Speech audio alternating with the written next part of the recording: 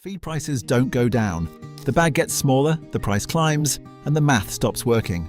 Traditional chicken keepers solved this without a feed store because the land was always producing more than most people knew how to use. 8 methods, all free. Stick around for number 4, it's already in your kitchen, and number 8 is sitting in your run right now. 1. Fermented feed. Dry feed does what it's supposed to do, it keeps chickens alive. What it doesn't do is extract full nutritional value from every bite, fill a bird's crop as efficiently as possible, or support the gut biology that determines how well a hen lays through cold months. Most chicken keepers assume the bag is doing all of that. It isn't. Fermentation changes the biology of the feed before it ever reaches the bird. Beneficial bacteria break down the grain over 48 to 72 hours, increasing the bioavailability of nutrients the chicken's digestive system would otherwise pass through without fully absorbing. The result is a feed that fills faster, digests better, and delivers more from every pound than the same grain dry. Hens eating fermented feed consistently eat less volume while maintaining weight and laying performance, which means the same bag of grain goes further without any additional cost. The method is straightforward. Submerge grain wheat, scratch, layer pellets in enough water to cover it by 2 inches and leave it at room temperature for 48 hours minimum. A loose cover keeps debris out while allowing the fermentation gases to escape. By day 2, the feed smells slightly sour and the water has gone cloudy. That's the process working. Strain it before feeding or serve it wet, whichever the flock accepts faster. Most flocks adapt within 3 to 4 days and won't go back to dry feed willingly after that. The cost of fermenting is zero. The grain is already purchased, the water is already available. The only thing fermentation requires is time, and the return on that time shows up in the feed bill within the first month. Fermented feed gets more out of what's already purchased. The next method gets more out of what the land produces, and it's been running without anyone's help the whole time. 2. Pasture and foraging. Chickens were never designed to eat from a bag. They were designed to move through land, follow insects, strip seeds, and work soil. And every hour they do, that is an hour your feed bill drops without you doing anything. A chicken on pasture is not just supplementing its diet. It's running a foraging operation that targets exactly what its biology was built to process. Insects deliver concentrated protein that no grain-based feed matches by weight. Fresh greens provide hydration, fiber, and micronutrients that dry feed leaves out entirely. Seeds, worms, grubs, and the occasional frog or small snake fill nutritional gaps that a bag formulated for the average flock can't account for. The more hours a bird spends on ground it can work, the less it pulls from the feeder. Managed rotation makes this more effective than open access. Divide available land into 2 or 3 sections and move the flock between them on a 2 to 3 week cycle. This gives each section time to recover, regrow, and repopulate with the insects and soil life the birds were harvesting. A single section grazed continuously collapses quickly and stops producing. The same section rested and rotated stays productive through the full season and into the following year. Even a small backyard produces more than most keepers realize. Letting a flock work a 10 by 10 section of unmowed ground for 2 weeks will reduce feed consumption in ways that show up immediately on the next bag purchase. The land was feeding chickens long before anyone put it in a bag. It still can. There's a plant that produces more crude protein per cutting than most commercial feeds, and it comes back harder every time it's harvested. 3. Comfrey. There is a plant that mines minerals from soil layers nothing else reaches, grows back faster than it can be harvested, and produces leaves with crude protein levels that make most commercial feed look underwhelming.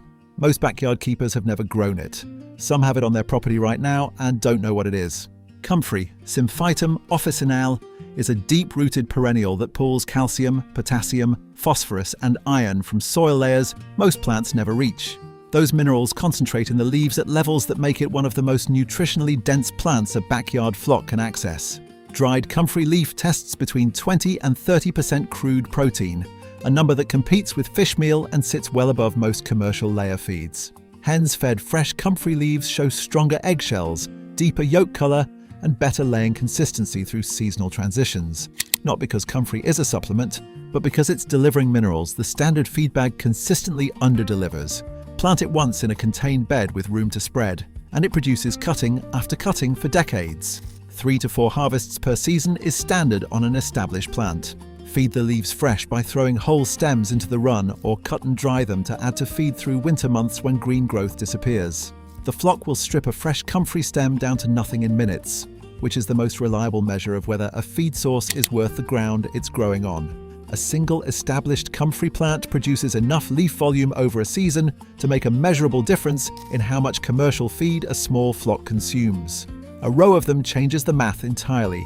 The next source costs nothing and leaves your kitchen every single day, whether your flock benefits from it or not. 4. Table scraps. Every day, food leaves the kitchen in two directions, to the table and to the compost. For most households, everything that doesn't make the table gets buried in a bin and forgotten. That habit is costing chicken keepers money every single week without them realizing it, because everything heading to that compost bin is feed that's already been paid for. Vegetable peels, leftover rice, stale bread, overripe fruit, wilted greens, cooked grains, none of it is waste.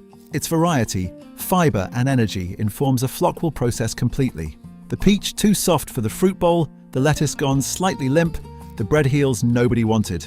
It goes into the run and doesn't come back out.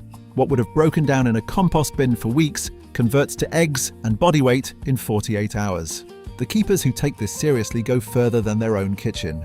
Local restaurants, family gatherings, anywhere food is prepared in volume. A 5-gallon bucket of vegetable trim picked up once a week can reduce feed consumption across a small flock for days. The restaurant pays for disposal either way. The chickens convert it into something valuable. 2 things to avoid: anything moldy, which can cause serious crop problems, and high-salt processed foods, which stress kidney function in birds over time. Everything else is fair consideration. The compost bin was never the right destination for that food. The run was. Plant one thing this season and it will still be feeding your flock long after you've forgotten you planted it. 5. Mulberry trees. Most feed sources require annual replanting, consistent watering, or active management to keep producing. A mulberry tree requires none of that. Plant one, establish it through its first season, and it drops fruit daily for weeks during peak season without a single intervention. For decades. The flock underneath it doesn't need to be fed during that window. They just need access to the ground beneath the canopy. Mulberries are one of the most calorie-dense fruits a chicken can forage. Natural sugars deliver fast energy, antioxidants support immune function, and the fruit carries enough protein to make it a genuine feed source rather than just a treat. A mature tree in full drop produces more fruit per day than a small flock can consume, which means the surplus hits the ground, ferments slightly, and becomes even more attractive to the insects the flock will also be eating underneath it. A dwarf, ever-bearing variety planted as a bare stick will produce meaningful fruit within 2 seasons. Most keepers who plant one report visible reductions in feed consumption within the first full fruiting year. Planted inside or directly adjacent to the run so fruit falls where the flock can reach it without requiring daily harvesting or any additional labour. The tree does the work. The flock does the harvesting. One mulberry tree is a seasonal feed source. 2 or 3 staggered in variety to extend the fruiting window start to look less like a supplement and more like a system, dropping free high-energy feed into the run across a longer portion of the season than any single planting otherwise could. A tree drops feed on its own schedule, but there's a plant that produces on demand. Cut it, and it comes back within days with more. 6. Leafy greens. Chard, kale, bolted lettuce, spinach. Grow any of them just outside the run, push the stems through the wire, and feed consumption drops almost immediately. That's the whole method. What takes longer to explain is why it works as well as it does.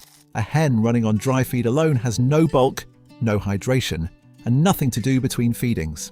That combination produces feather picking, aggression toward flockmates, and reduced laying consistency, none of which are personality problems. They're the predictable result of a bird that isn't getting variety or stimulation from what it's eating. Leafy greens solve all 3 simultaneously.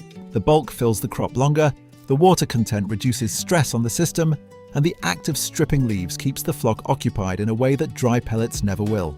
The most practical setup is a dedicated greens bed planted directly outside the run fence. Cut-and-come-again varieties like chard and kale produce multiple harvests through a single season without needing to be replanted. The cosmetically imperfect leaves, the ones with holes, blemishes, or insect damage that wouldn't make the kitchen, go straight through the wire. Nothing is wasted, nothing is purchased, and the flock is quieter, busier, and pulling less from the feeder every day they have access to it. If greens are the daily habit, sunflowers are the seasonal system, and most keepers only ever use one of the 3 things a sunflower actually does. 7. Sunflowers. Most chicken keepers plant the sunflowers for the seeds and stop there. That's half the value and the less interesting half. A sunflower doing its full job in a backyard flock operation is simultaneously a feed source, a shade structure, a foraging habitat, and a pollinator magnet, running all 4 functions from a single planting that costs almost nothing to establish and reseeds itself without being asked. The seeds are the obvious return. High fat and protein levels make them one of the most energy-dense feeds a flock can access, particularly valuable heading into winter when hens need extra calories to maintain laying performance through shorter days. Let the heads dry fully on the stalk, then hang them directly in the run. The flock strips them completely. No processing, no equipment, no secondary step. The habitat function is less obvious, but equally valuable. Sunflower stalks break sightlines in the run, reducing the flock tension that leads to feather picking. The large leaves create shade patches hens actively seek in summer heat. As the plants flower, they pull pollinators in, which directly increases the insect population foraging beneath them. Plant them densely along the run border until the canopy creates real shade by midsummer. Protect young seedlings with a wire collar until established. Once the stalk hardens, the flock stops damaging them and starts benefiting from them instead. One sunflower planting feeds the flock, shades the run, and builds the insect population all season. Most keepers only ever use one of those 3. Sunflowers build the insect population above ground. What's already living beneath the surface of your run is doing something most keepers have never thought to use. 8. Insects and soil life. Most keepers look at their feed bill and think about what to buy next. The ones who cut it significantly look down instead. Not at a product, not at a catalogue. At the ground their flock was already standing on every single day. Insects, grubs, worms, and soil organisms are the most bioavailable protein a chicken can consume. Earthworms alone test at 60 to 70% crude protein on a dry matter basis, a number no commercial feed approaches. A run with active soil life is running a continuous protein operation beneath the surface that costs nothing to maintain and produces year after year, as long as the conditions that support it stay intact. The moment the ground gets raked clean, compacted, and stripped of organic material, that operation shuts down. Building it back is straightforward. Mulch piles placed inside or adjacent to the run decompose slowly and draw insects continuously as they break down. Logs and stumps left on the ground create habitat for beetles, grubs, and the organisms that follow them. Turning a board over or shifting a log occasionally concentrates insects in one spot and gives the flock an easy harvest. After heavy rain, earthworms surface in numbers. That's not an accident, it's an opportunity. And a flock with access to open ground after rainfall is accessing free protein at a density the feed bag can't replicate. Manage for soil life and the run feeds itself. Manage for tidiness and the feed bill stays exactly where it is. 8 methods. Every one of them free, every one of them already available to anyone running a backyard flock. If any part of this changed how you look at your land and your run, hit subscribe. There's more of this coming. Drop a like so the next chicken keeper finds this before they buy another bag they didn't need to.